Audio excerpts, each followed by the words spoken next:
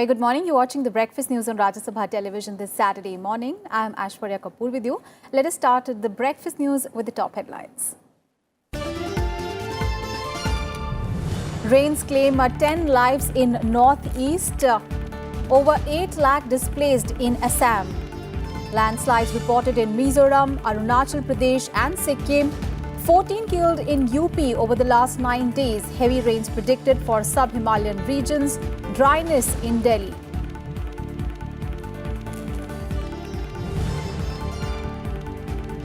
Budget not without a plan, asserts Finance Minister NIRMALA Sitharaman in her reply to general discussion on Union Budget in Rajya Sabha. Says government's $5 trillion economy vision backed by concrete roadmap.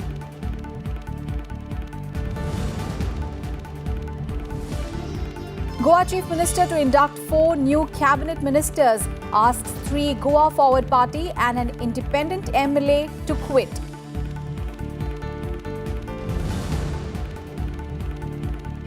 India-US representatives discuss trade ties, agree to strengthen relationship for mutual economic growth.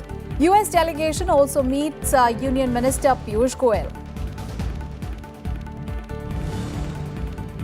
And Serena Williams only one win away from record 24 Grand Slam singles title in sports history to take on 7th seed Simona Halep at Wimbledon final today. Roger Federer to clash with Novak Djokovic for men's title on Sunday. The top story this morning is from the northeast, where heavy rains and floods have thrown life out of gear in the northeastern region. A total of 10 people have died across 3 states of Assam, Arunachal Pradesh and Mizoram.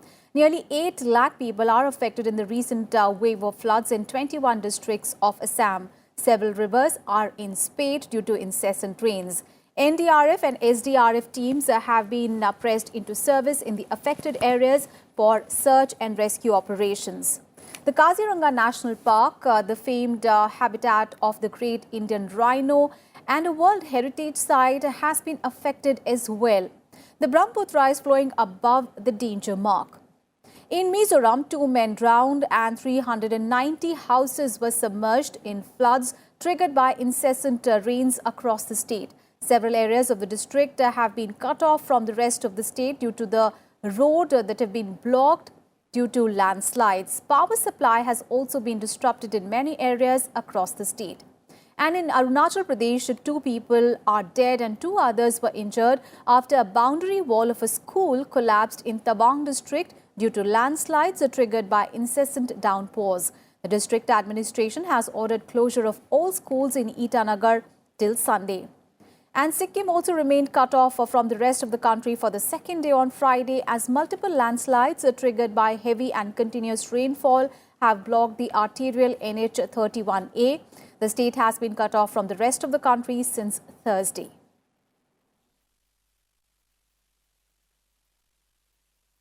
Meanwhile, 14 people have been killed in Uttar Pradesh in the past 9 days due to incessant rainfall. Rains lashed eastern and western parts of the state as the water level in several rivers neared the danger mark. And according to the Met Office, light to moderate rains and thunder showers occurred at many places, while there was a heavy rain in isolated places in the eastern parts of the state as well. And rains also lashed large parts of Bihar, Punjab and Haryana as well, bringing down the maximum temperatures below normal limits in most places.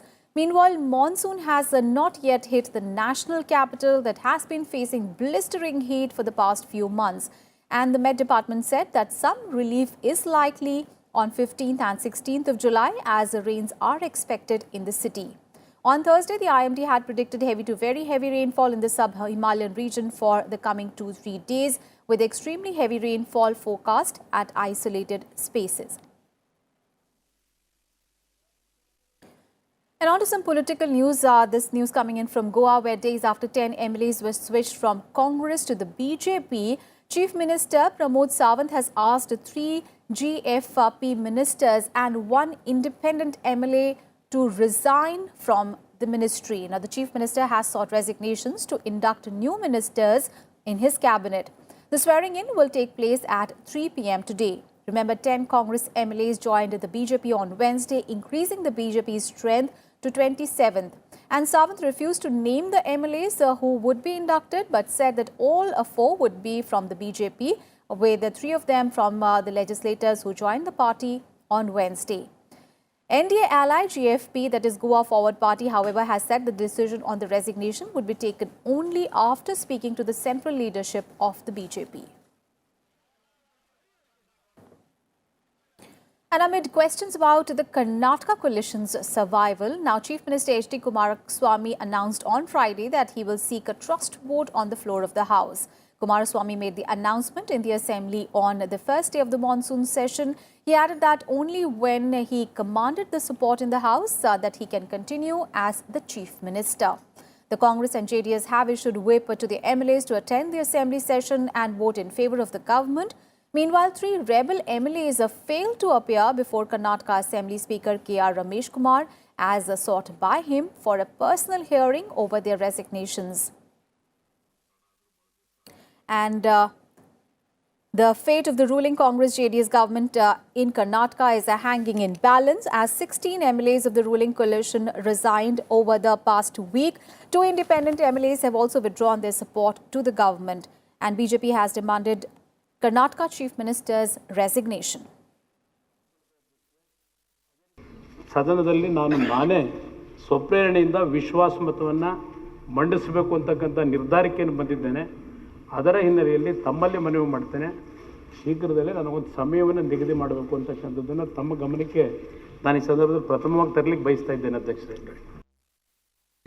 Since we have to take the confidence of the House, we are moving.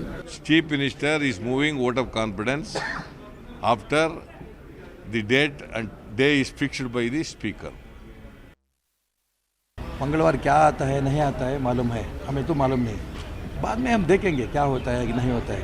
लेकिन हमें अतृप्त शासकों ने अभी इस्तीफा तो दे दिया है.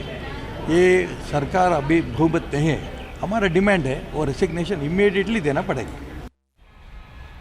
Meanwhile, the Supreme Court heard a petition by 10 of the 16 rebel MLAs. The top court restrained the Speaker, K.R. Ramesh Kumar, from taking any decision till next Tuesday on the resignations and disqualification of the legislators. On Thursday, the 10 rebel MLAs had submitted their resignation letters afresh in person to the Speaker as directed by the Supreme Court. मैं समझता हूं कि हम सबको संतुलन रखना चाहिए. आज हम कोई वर्डिक्ट की बात नहीं कर रहे हैं, उच्चतम न्यायालय निर्णित करेगा, लेकिन ये वजनदार मुद्दे हैं और आज के तारीख में जितने भी आदेश कल दिए थे वो अभी ऑपरेटिव नहीं है स्पीकर के ऊपर.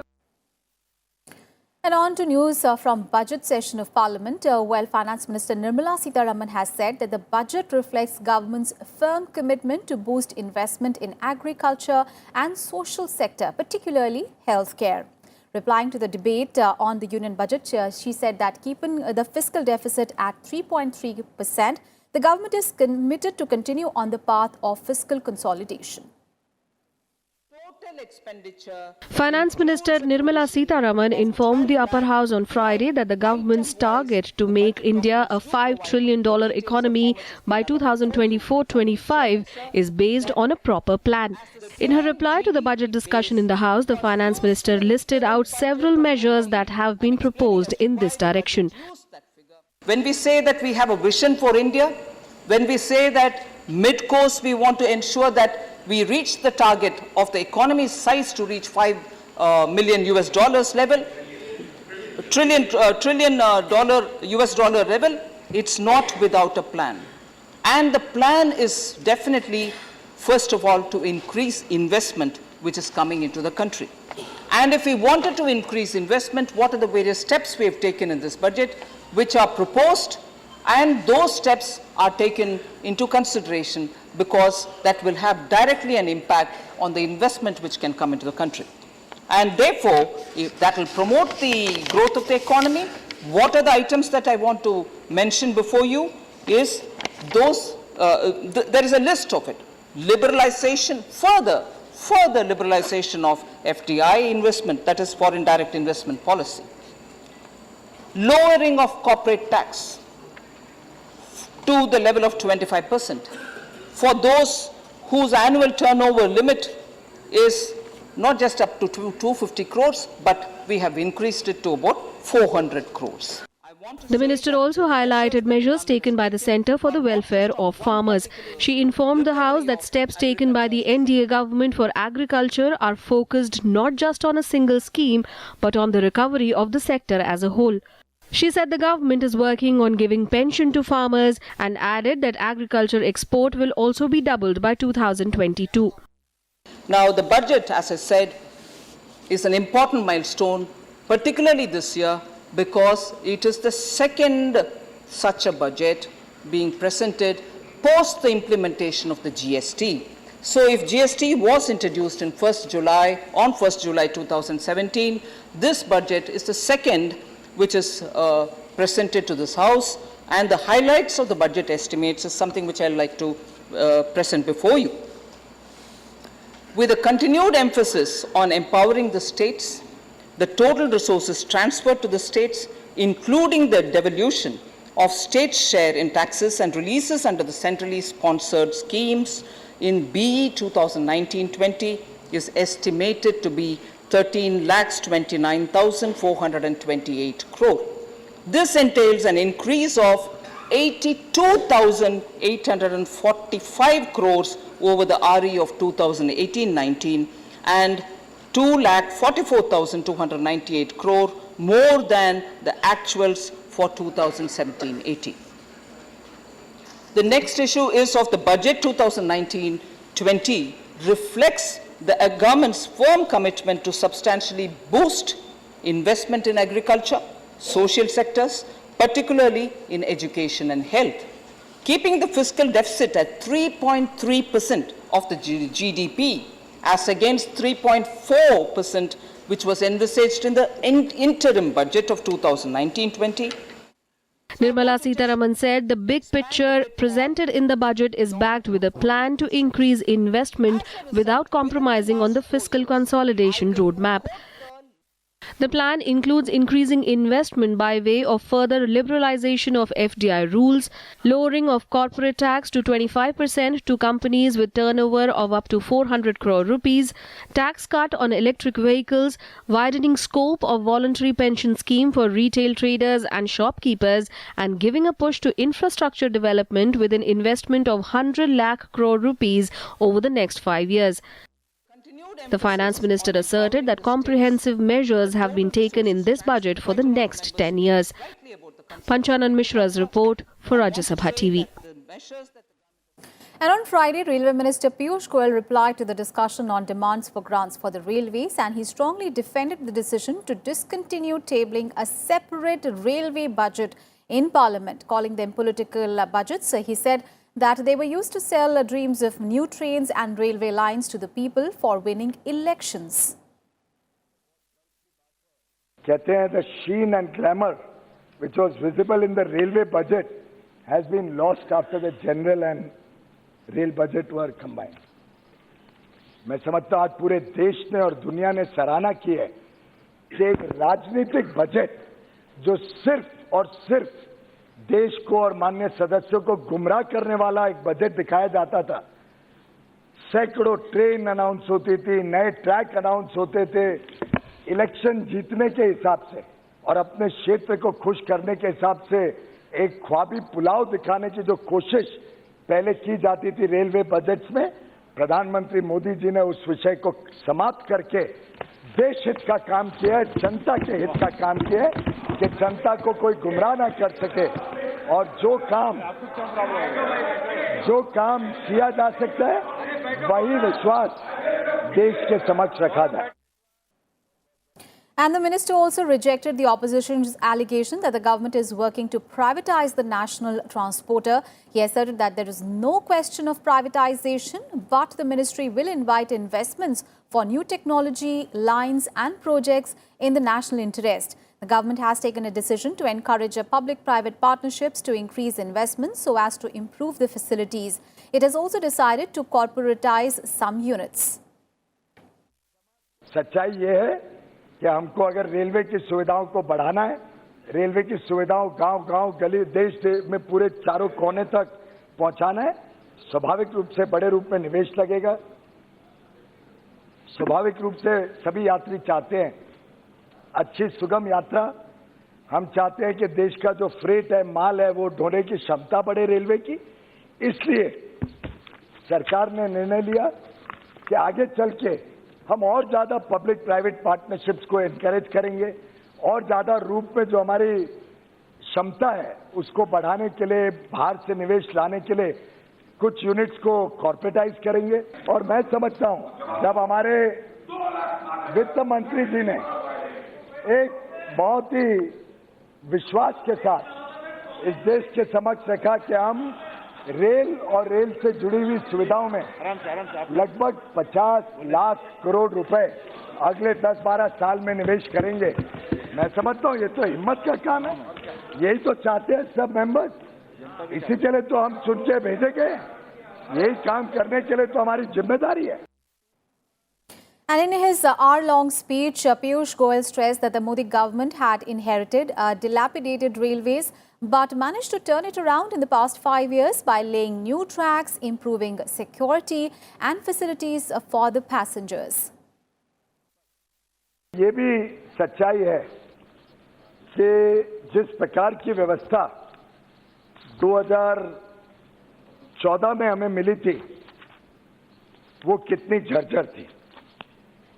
मैं एक ही आंकड़ा शुरू में रखना चाहूंगा जिससे सभी मेंबर्स को एक प्रकार से अनुभव होगा क्या बदलाव गत 5 वर्षों में आया है। तब 1950 से बढ़ के 2014 तक ये ट्रैक किलोमीटर बढ़कर 89,919 हुआ था, मात्र 12,000 किलोमीटर बढ़ा था, यानी 64 इयर्स में। इतनी तो मेरी आयु भी नहीं है। 64 साल में माननीय अध्यक्ष जी ट्रैक किलोमीटर 77,609 किलोमीटर से बढ़ के 89,919 किलोमीटर होता, लगभग 12,000। 5 वर्षों में अकेले ये ट्रैक किलोमीटर बढ़ के 2019 में 1,23,236 kilometre. And Minister of State for Finance Anurag Singh Thakur has said that more rural startups should be strengthened with a view to create jobs and provide additional income support to the agrarian sector. Thakur was speaking at the inauguration of National Bank for Agriculture and Rural Development's 38th Foundation Day function in New Delhi on Friday. He said that unemployment is a major challenge faced by rural youth due to lack of skill and education, adding that various government agencies are promoting and engaging capacity building of startups, incubators, especially in agriculture and allied activities. NABARD Chairman Harsh Kumar Banwala said that the bank would fund around 100 agriculture and rural startups during the current financial year, which would boost innovations and farm entrepreneurship. May aspire to leave the agriculture sector, but they are still employed in it as they lack skills required for other opportunities elsewhere. Given this backdrop, how do we reap the demographic dividend? How do we adopt a data-driven, localized approach to policy making to support rural youth? The focus has shifted to FPOs, farmers producer organizations, considering the large number of small and marginal farmers we have in the country. And recently the budget announcement of forming 10,000 FPOs of small and marginal farmers will go a long way. And on to the other top story this morning. Talks between trade delegation of India and the US concluded on Friday, paving the way for reconciliation of trade and tariff issues between the two countries and creating trade balance. Representatives of both countries also agreed to further grow their economic relationship and address mutual trade concerns. The US delegation after the talks also met Commerce Minister Piyush Goyal. Now, this was the first official level talks between the two countries after Prime Minister Narendra Modi met with US President Donald Trump on the sidelines of the G20 summit in Osaka.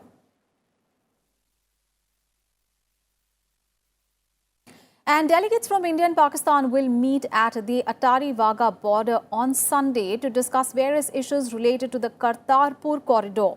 The delegation will also discuss connectivity at the zero point and the number of pilgrims to be allowed India is also expected to raise its concerns over the security aspect.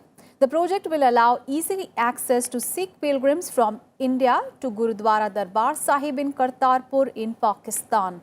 The work has been planned to be completed by 31st of October this year, before the commemoration of the 550th birth anniversary of Guru Nanak.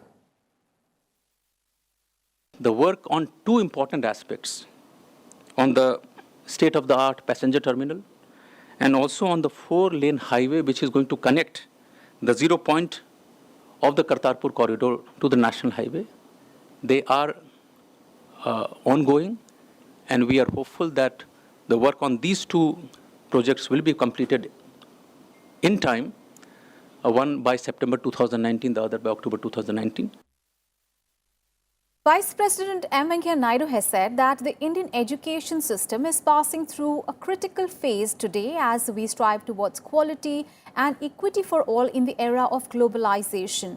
He added that the goal of education is not merely to get employment, rather it should lead to enlightenment and empowerment of the individual by fostering humane qualities. He said this after laying the foundation stone for Dr. S. Radhakrishnan Auditorium at Regional Institute of Education in Mysore.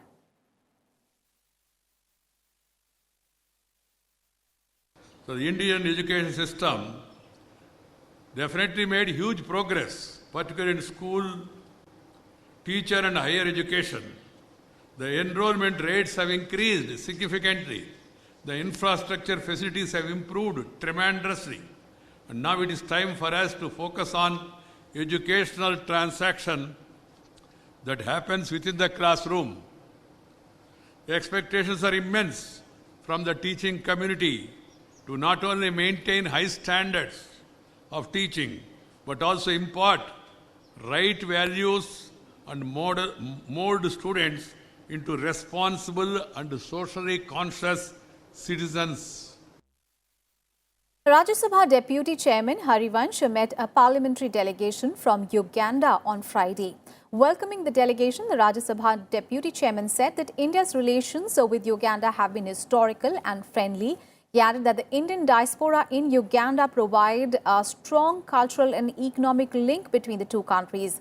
The purpose of the meeting was to discuss the operations of the constituency development funds in India in view of the proposal for reinstating the same in the Parliament of Uganda. I would like to inform you that the MPLAD scheme was launched in December 1993 to provide a mechanism for the members of parliament to recommend works of developmental nature for creation of durable community assets and for provision of basic facilities, including community infrastructure, based on locally felt needs to be taken up in their constituencies. The Ministry of Statistics and Program Implementation is the nodal ministry responsible for policy formulation, release of funds, and monitoring the implementation of the MPLAD scheme. Lok Sabha Speaker Om Birla, union ministers and members of parliament participated in the Swachhta Abhiyan in Parliament House a short while ago. And speaking at the event, Birla said that MPs who are the elected representatives of the Indian people are committed for a clean India. Union ministers Harshvardhan and Anurag Thakur were also present at the event. और आज ये संसद परिसर का स्वच्छता अभियान नहीं है। बापूजी के 150वीं जयंती पर हम सब माननीय लोकसभा के सांसद जो 130 करोड़ जनता का जनप्रतिनिधित्व करते हैं, हम इस संकल्प के साथ जो हमारे सदन के नेता माननीय प्रधानमंत्री नरेंद्र मोदी जी ने भी आह्वान किया था लाल किले से कि इस देश को, हर गांव को, शहर को स्वच्छ बनाना है। हम सभी माननीय सांसद मिलकर इस संकल्प के साथ कि इस देश को स्वच्छ बनाना हम सबका दायित्व है।